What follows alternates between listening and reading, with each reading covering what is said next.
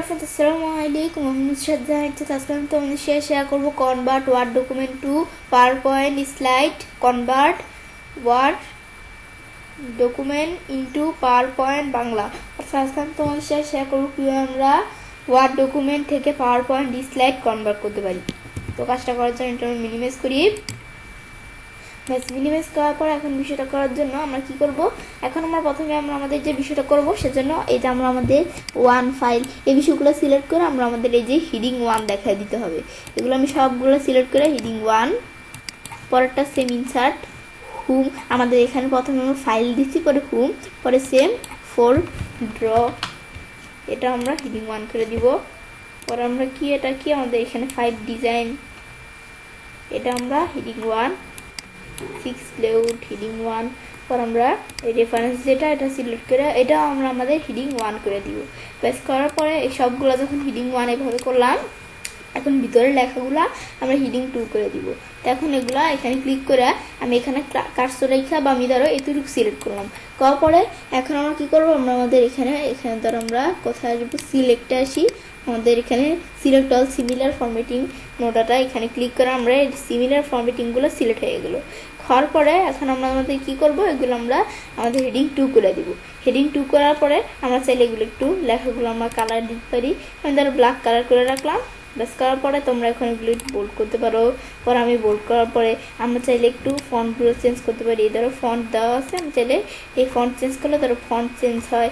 পর আমরা এই যে লেখাগুলো সিলেক্ট করে আমি ধরো এই সিলেক্টটা এসে আমরা এই কোথায় এই ধরো আমরা সিমিলার ফরম্যাটিং এগুলো দেওয়ার পরে এখন সেম এটাকে আমরা কি করব, এখান থেকে আমরা এই যে আমরা চাইলে এই বিষয়গুলোকে আমরা চাইলে এখান থেকে বিভিন্ন কালার করতে পারি।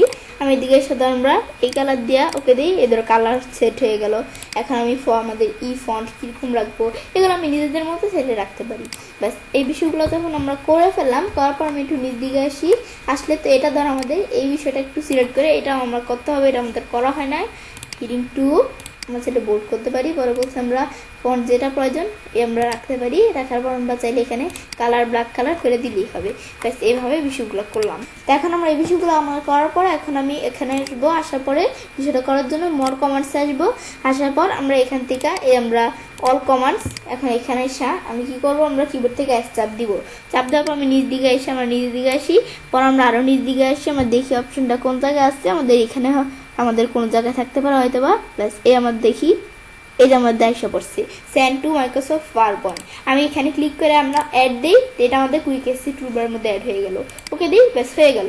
হওয়ার পরে আমি যদি এখন এই অপশনটা ক্লিক করি, এখন এটা আমরা আমাদের পাওয়ার পয়েন্টে বিষয়টা আমাদের কনভার্ট হয়ে গেছে। ব্যাস এখন কিন্তু এই বিষয়টা কিন্তু পাওয়ার পয়েন্টে কনভার্ট হওয়ার পরে এই দেখো আমাদের দেখতে পাচ্ছি এরকম আসলে আমরা ক্যান্সেল দিব। এই আমরা যদি পরেরটা ক্লিক করি, এই টু হোম মেনু, এটা আমাদের 1 নাম্বার ফাইল মেনু, এটা ইনসার্ট, পরে ড্র, পরে আমাদের এখান থেকে এই ডিজাইন, পরে লেআউট মেউট, এগুলো আমি চাইলে নিজেদের মতো দেখতে পারি। ব্যাস এভাবে করতে পারি। পরে আমরা আমাদের চাইলে এখানে আমাদের পাওয়ার পয়েন্টের মধ্যে আসলে তোমার পাওয়ার পয়েন্টের এখানে বিভিন্ন কাজ দেওয়া আছে, এগুলো তোমরা চাইলে নিজেদের মতো এদের করতে পারি আমরা চাইলে। ব্যাস পরে তোমরা যদি অ্যানিমেশন আসো, অ্যানিমেশন এসে তোমরা চাইলে নিজেদের মতো অ্যানিমেশন এগুলো সেট করতে পারো। এটা একটু আমরা দেখলে বুঝতে পারবো। ব্যাস এই বিষয়গুলো আমরা এইভাবে করলাম। করার পরে আমি চাইলে কাজটা করতে পারি।